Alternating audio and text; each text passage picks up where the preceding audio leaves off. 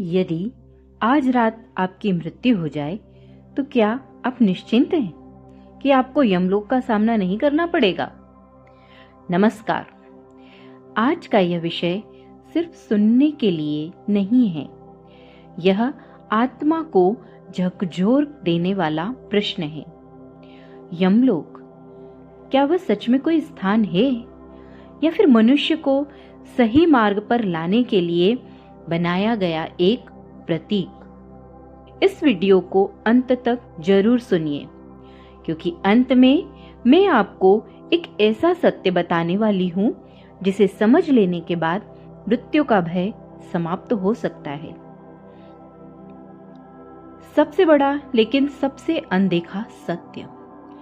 मनुष्य सब कुछ जानना चाहता है, भविष्य, धन, सफलता, प्रेम, लेकिन एक बात है जिससे वह सबसे ज्यादा डरता है, मृत्यु। हम ऐसे जीते हैं मानो कभी मरना ही नहीं है, लेकिन शास्त्र कहते हैं मृत्यु अंत नहीं, यात्रा का द्वार है। और इस यात्रा में सबसे पहले नाम आता है यमलोक। गरुड़ पुराण के अनुसार मृत्यु के बाद आत्मा स्थूल शरीर छोड़ देती है और सूक्ष्म शरीर के साथ यात्रा प्रारंभ होती है। इस यात्रा में यमदूत आते हैं। आत्मा को यमलोक ले जाया जाता है।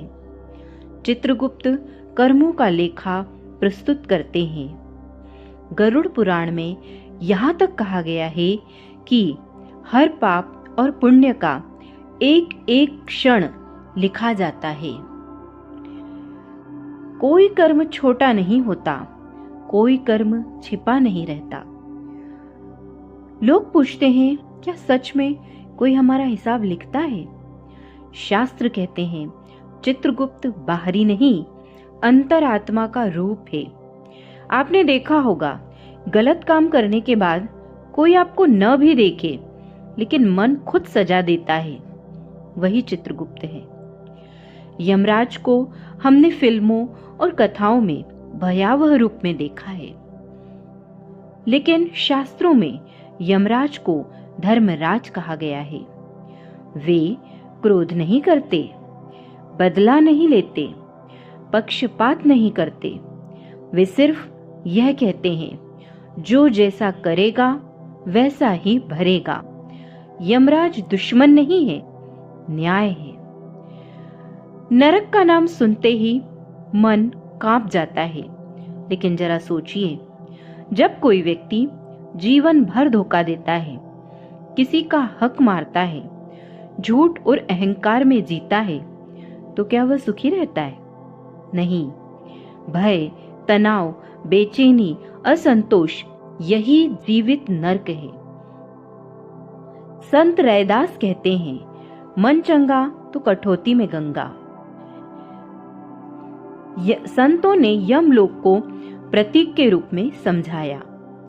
यम बराबर संयम, दूत बराबर विचार, दंड मतलब परिणाम, नरक मानसिक पीड़ा और स्वर्ग का अर्थ है शांति।